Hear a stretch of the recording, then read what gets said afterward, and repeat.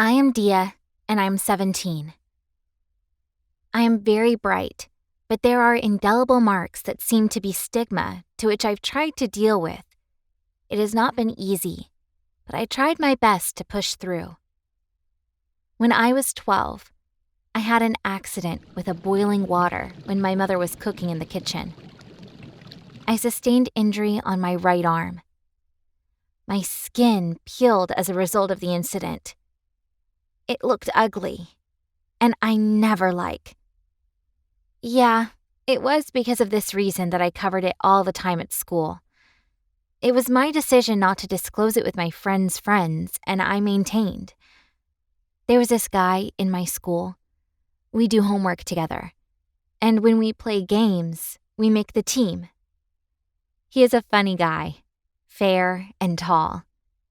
On our last day at school, before vacation, a group of us agreed to go swim, and we chose a popular swimming pool not too far from our school. We were all excited, and off we went, but before our arrival, I was a bit moody, having remembered my scar since it must be uncovered and seen by everyone. On arrival, everyone jumped into the pool, but I was hiding myself to avoid what I knew. Finally, I joined my friends, and while I was swimming, I was searching for my friend Tim. But to my amazement, Tim was nowhere to be found. I kept swimming and searching until finally I saw him sitting at a corner, still putting on his navy blue jeans and white canvas. I took a pillow, covered my scar, and came out of the pool. Went straight to him and asked, "Why don't you swim with us? Especially me?" He answered and said he does not really like.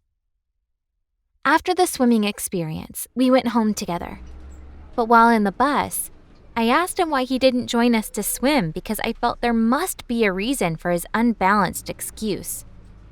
He then opened up to me and said he has a scar on his leg. That's his reason for not swimming since he always avoids exposing it.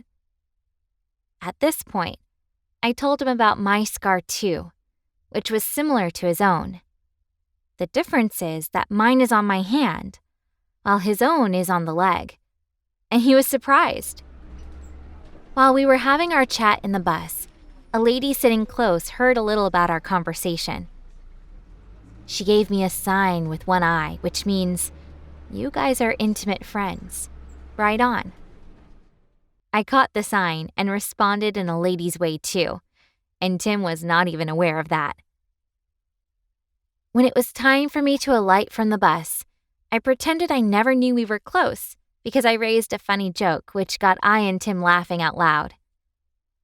When Tim realized the bus had passed where I should stop, he called my attention, but I told him not to worry. At this juncture, Tim surprised me by alighting a bus stop before his bus stop. I alighted with him together. We were now between his bus stop and mine. He said he will walk me down to mine, and as we were moving, we were gisting. After a long walk, we were close to my bus stop. Then he looked into my eyes and said to me, "Take care of yourself." I said to him, "I want to walk you down too."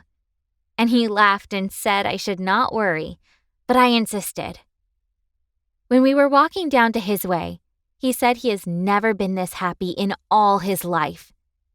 He started telling me a story of how a girl laughed him to scorn.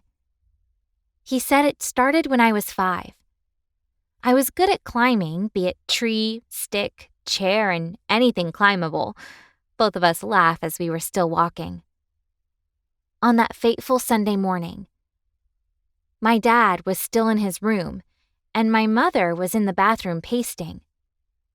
I was doing my climbing from one chair to another in the sitting room. It was time for breakfast, and my mother was preparing the table. Suddenly, I threw up my brown teddy bear.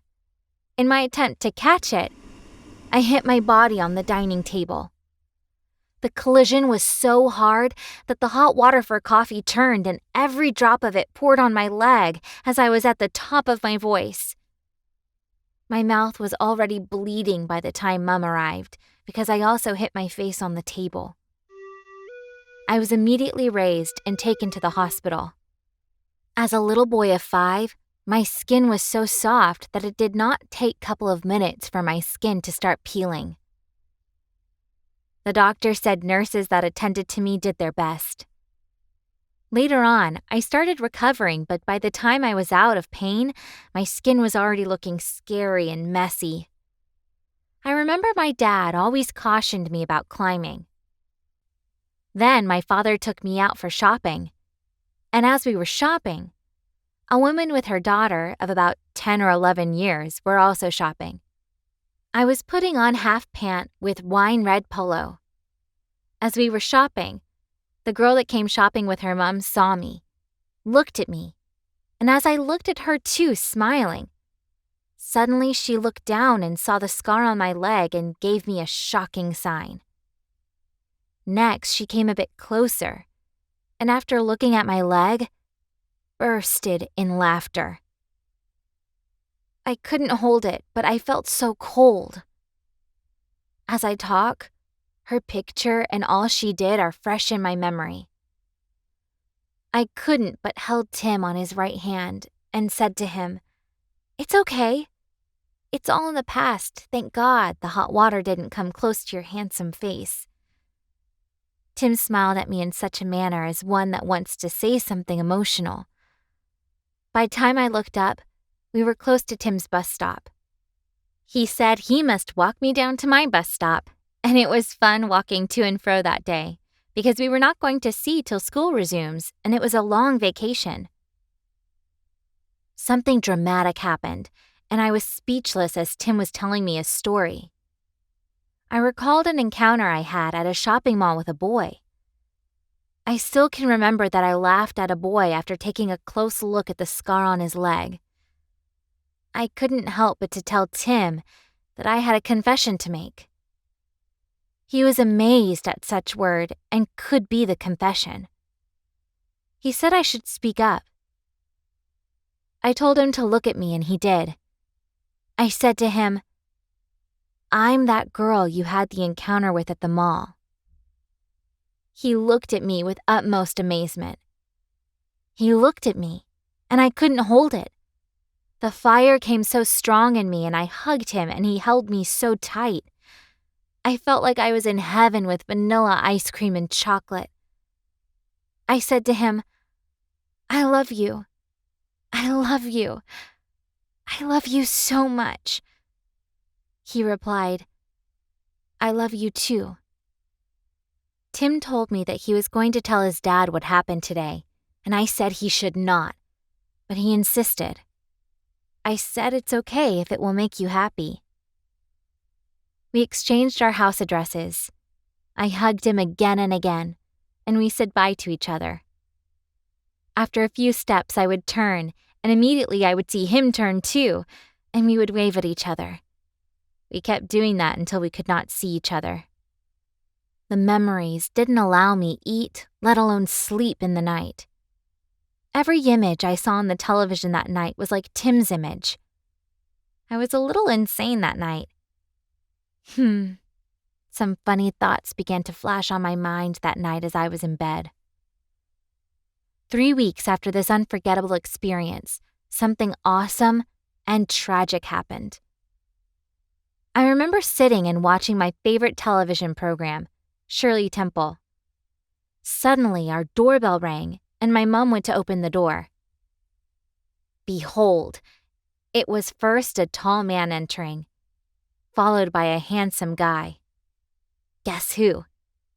It was my own Tim. I could not believe my eyes. I jumped up line a mountain deer and rushed Tim. He was full of smiles and laughter.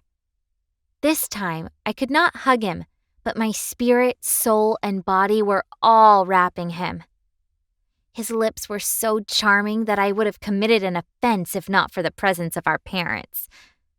Even as our parents were exchanged pleasantries, honestly, I was tapping serious current from his hand. I felt like not leaving that hand.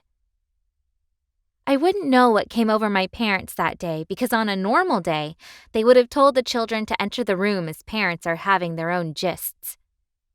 I will not forgive my mother because she didn't say that. But who knows if she saw something because of the way I acting. Well, thank God for my parents because who knows what would have followed. When Tim and his dad left, I was full of thoughts. My happiness of seeing him and the thought of missing him were mixed together, leaving me in a state I couldn't explain. Little did I know that something strange was about happening. As they left, I joined my mother in house chores. When it was time to rest, my dad, as usual, tuned into the news channel. To our disbelief, there comes a breaking news of a ghastly moto accident that claimed all except one. As the name of the victims were being called, with my eyes full of shock, I saw Gregory Jackson, Tim's dad. As if the name mentioned was not enough to convince us, a short video clip showed, and behold, my Tim, before journalists narrating the tragic incident. All I could remember later was seeing my Tim on television because from what I was told, the moment I saw my Tim, I slumped and was revived at the hospital with the help of oxygen. My dad and my mom planned attending the funeral service without me to avoid further problems, but when they saw it wise to take me along, they had no option than to do so. At seeing me, my Tim came and gave me a deep hug. I was his consolation throughout the funeral. Thank God I saw my Tim.